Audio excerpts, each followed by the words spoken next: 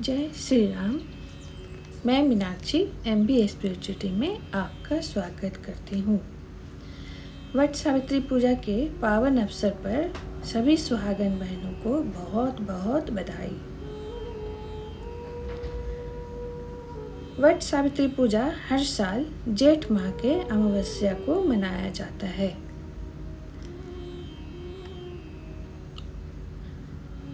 इस पूजा से सौभाग्य, स्वास्थ्य, दीर्घायु की प्राप्ति होती है। वट वृक्ष दीर्घायु और अमरत्व का प्रतीक है।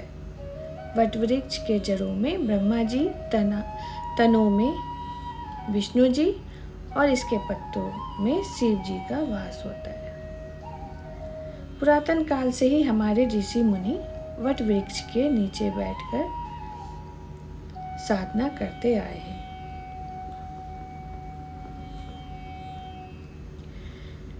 पूजा के दिन सुहागिनें सर्वप्रथम स्नान नदी से निवृत्त होकर 16 श्रृंगार करती हैं। हाथों में मेहंदी, लाल चूड़ियाँ, पैरों में महावर, गहने, शादी का जोड़ा या आप नई साड़ी भी पहन सकती हैं। और हाँ, शादी का सिंदूर, जिसे कि सिंघोरा भी बोलते हैं, उससे अपनी मांग जरूर भरें।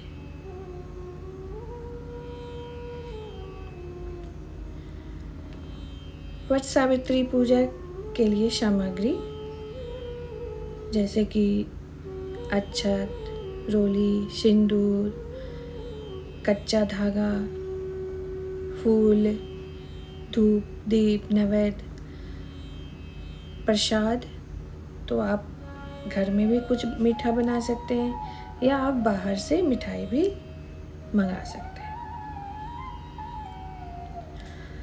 और साथ ही फल फ्रूट जो भी आजकल मौसम के हिसाब से फ्रूट होता है, उपलब्ध है, उसको ज़रूर चढ़ाएं। जैसे कि आम, खरबूजा, खीरा, इस सबको पूजा में ज़रूर शामिल करें।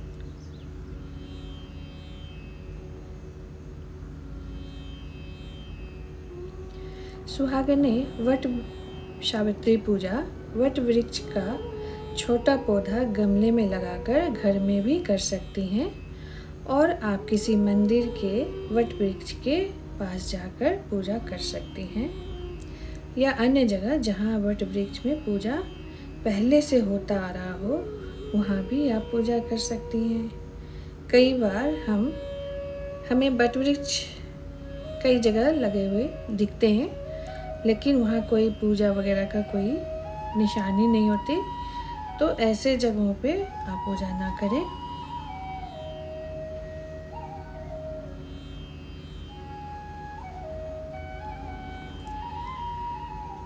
महाभारत ग्रंथ के वन पर्व में वट सावित्री व्रत का वर्णन आता है।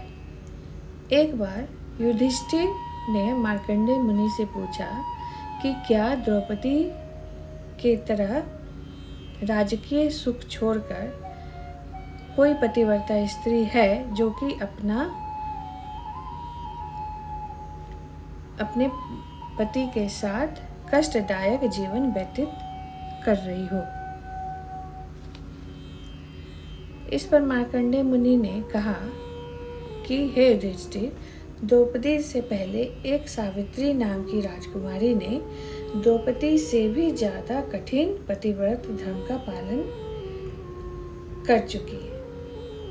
युधिष्ठिर ने मार्कंडेय मुनि से सावित्री की कथा सुनाने के लिए आग्रह किया। महर्षि मार्कंडेय ने कहा कि प्राचीन काल में भद्र देश में एक बहुत ही पराक्रमी, धर्मनिष्ठ, सत्यवादी राजा अश्वपति नाम का राज करते थे। जब उन्हें कोई संतान प्राप्त नहीं हुई तो उन्होंने पत्नी के साथ यज्ञ का अनुष्ठान किया। 18 वर्षों तक यज्ञ चलता रहा। इससे ब्रह्मा जी की पत्नी सावित्री देवी ने राजा रानी को दर्शन दिया और उन्हें आशीर्वाद दिया कि मैं ही एक अंश से आपकी पुत्री के रूप में आपके घर पैदा होंगे।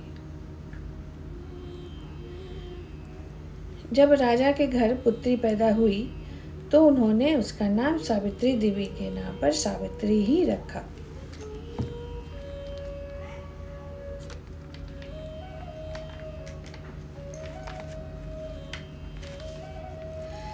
सावित्री बचपन से ही बहुत ही धर्मपरायण, कर्तव्यनिष्ठ, सर्वगुण संपन्न सुकन्या थी।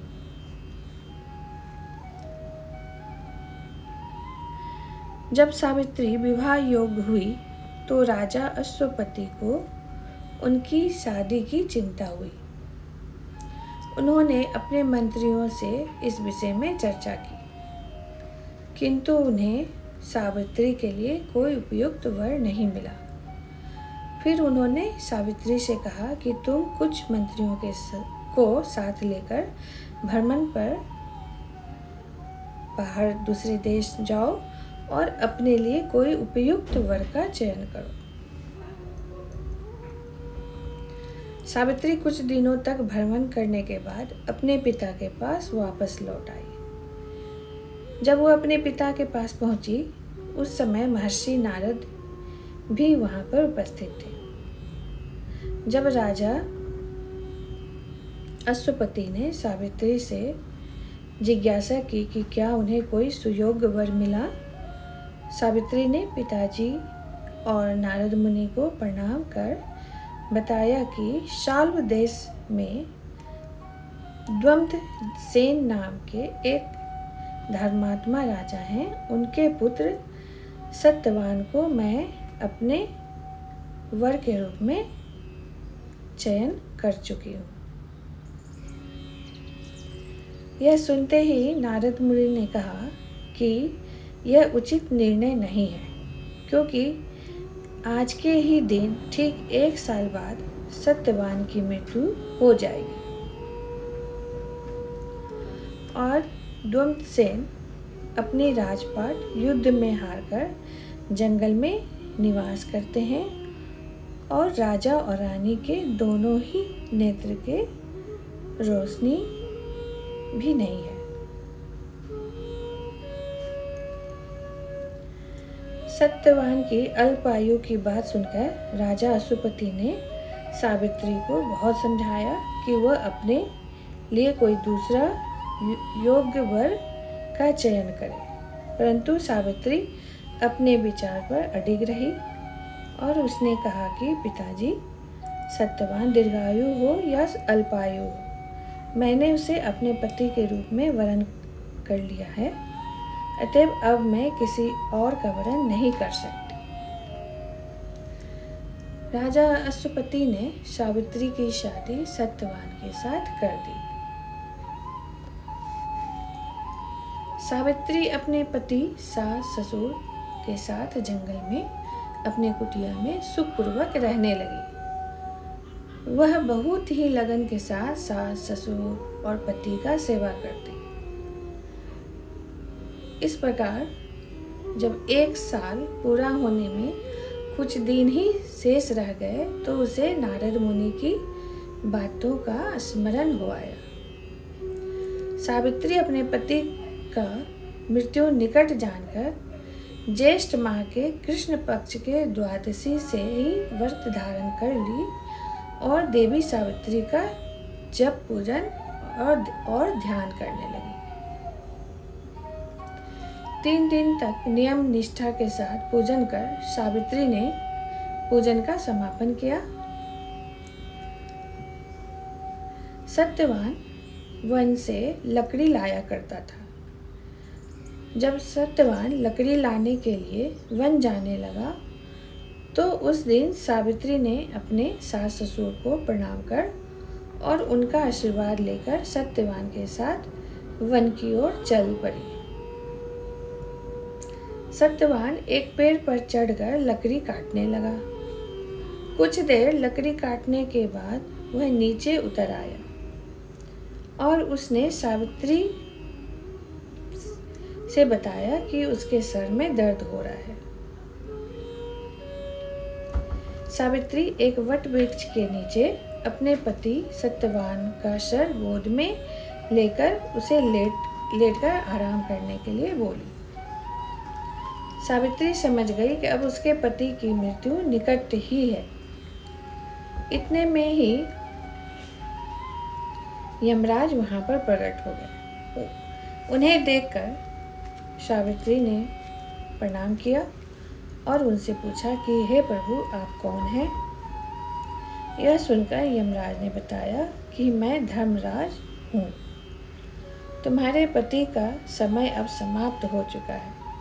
चूँकि तुम पतिव्रता और धर्मपरायण हो, इसलिए मेरे दूत सत्यवान का प्राण हरण कर नहीं ले जा पाए और मुझे खुद आकर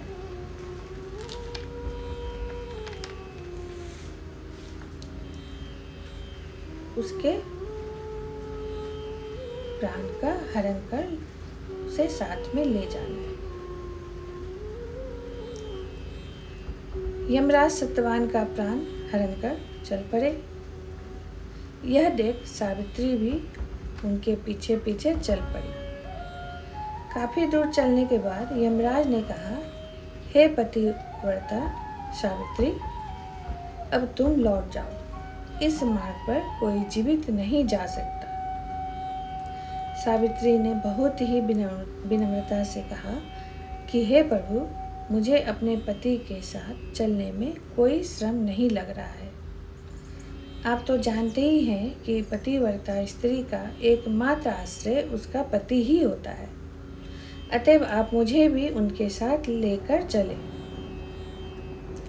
यह सुनकर यमराज बहुत प्रसन्न हुए और उन्होंने कहा कि तुम्हें जो भी इच्छा है मुझसे वरदान ले सकती हो।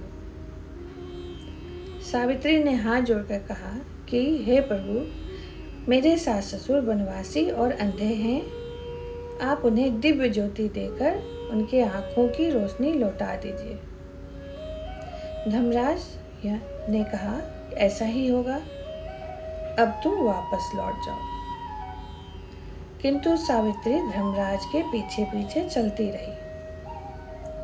कुछ दूर चलने के बाद धर्मराज ने सावित्री को लौट जाने के लिए फिर से कहा। इस पर सावित्री ने कहा, हे प्रभु, मुझे अपने पति के साथ चलने में कोई समस्या नहीं आ रही है। अपने पति के साथ चलना मेरा कर्तव्य है। यह सुनकर धर्मराज यमराज खुश हो गए और सावित्री से वरदान मांगने को कहा।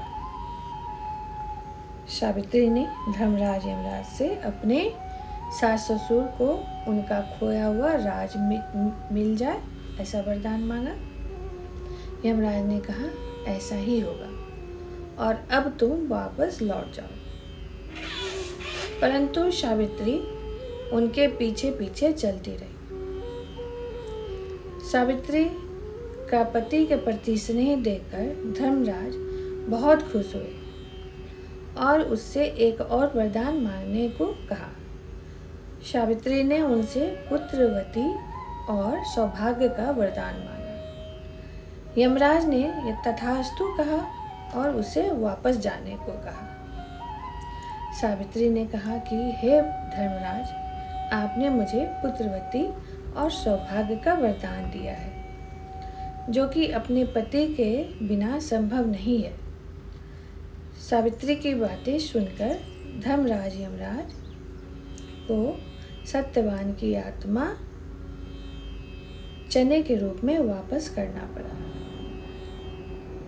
सावित्री सावधानी पूर्वक उस चने को लेकर सत्यवान के मुंह में डाल दी, जिससे सत्यवान जीवित हो गया। सावित्री और सत्यवान जब वापस अपने घर को आए तो उन्होंने देखा कि उनके माता पिता की आंखों की ज्योति वापस आ गई है। कुछ दिनों में उन्हें अपना खोया राजपाट भी मिल गया। इस प्रकार सावित्री सुखपूर्वक अपने सास ससुर और पति के साथ जीवन व्यतीत करने लगी।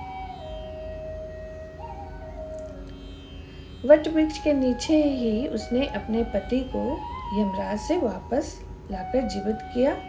इसलिए इस व्रत में वट वृक्ष का बहुत ही महत्व है। और इस पूजा में चना जरूर चढ़ाना है, क्योंकि यमराज ने चना के रूप में ही सत्यवान के आत्मा को वापस किया था। इसीलिए इस पूजा में चना का बहुत ही महत्व है। वट सावित्री पूजा की जय।